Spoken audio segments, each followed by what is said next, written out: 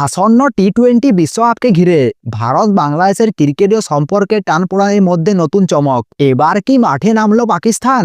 বাংলাদেশ যদি ভারতে এসে বিশ্বকাপ খেলতে না চায়, তাহলে পাকিস্তানের মাটিতে ম্যাচ আয়োজন করার প্রস্তাব দিল পাকিস্তান ক্রিকেট বোর্ড। পিসিবির চেয়ারম্যান মহসিন নকভির এই প্রস্তাব ঘিরে তৈরি হয়েছে জোর চর্চা। বিশ্বকাপের আয়োজক যখন ভারত ও শ্রীলঙ্কা, তখন পাকিস্তানের এই আগ্রাসী পদক্ষেপ কতটা বাস্তবসম্মত, আর এর নৈপথ্যে কি রয়েছে কূটনীতির হিসাব, আজকের ভিডিওতে আমরা সবকিছু জানাবো। তাই ভিডিওটি শেষ পর্যন্ত দেখুন। পাকিস্তান সংবাদ মাধ্যম জিও নিউজের রিপোর্ট অনুযায়ী পিসিবির চেয়ারম্যান মহসিন নকভি সরাসরি বার্তা পাঠিয়েছেন বিসিবি কর্তাদের। তার বার্তা স্পষ্ট, বাংলাদেশ যদি নিরাপত্তার কারণে ভারতে যেতে না চায়, তাহলে তারা পাকিস্তানে এসে টি-20 ম্যাচ খেলতে পারে। পাকিস্তান ক্রিকেট বোর্ড আশ্বাস দিয়েছেন, আন্তর্জাতিক মানের স্টেডিয়াম, নিরাপত্তার ব্যবস্থা, টিম হোটেল, যাতায়াত, অনুশীলন সবকিছু প্রস্তুত থাকবে। তবে এখানেই প্রশ্ন, পিসিবি এখনো সরকারিভাবে কোনো প্রস্তাব ঘোষণা করেননি। বিসিবিও বিষয়টি নিয়ে প্রকাশ্যে মুখ খুলেননি। এই জটিলতার সূত্রপাত মুস্তাফিজুর রহমানকে আইপিএল থেকে বাদ দেওয়া নিয়ে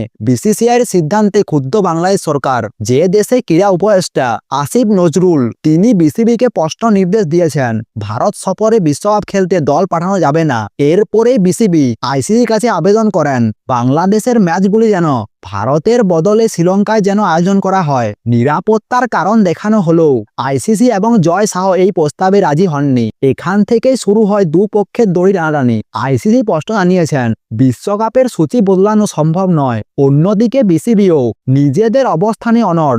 একদিকে সরকারি চাপ, অন্যদিকে আন্তর্জাতিক ক্রিকেটের নিয়ম। এই টানপোড়েনের মাঝেই পাকিস্তান সুযোগ বুঝে মাঠে নামে। সূচি অনুযায়ী বাংলাদেশের গ্রুপ পর্বের ভারতে মোট 4টি ম্যাচ হওয়ার কথা ছিল। 3টি ম্যাচ কলকাতায় এবং 1টি ম্যাচ মুম্বাইতে।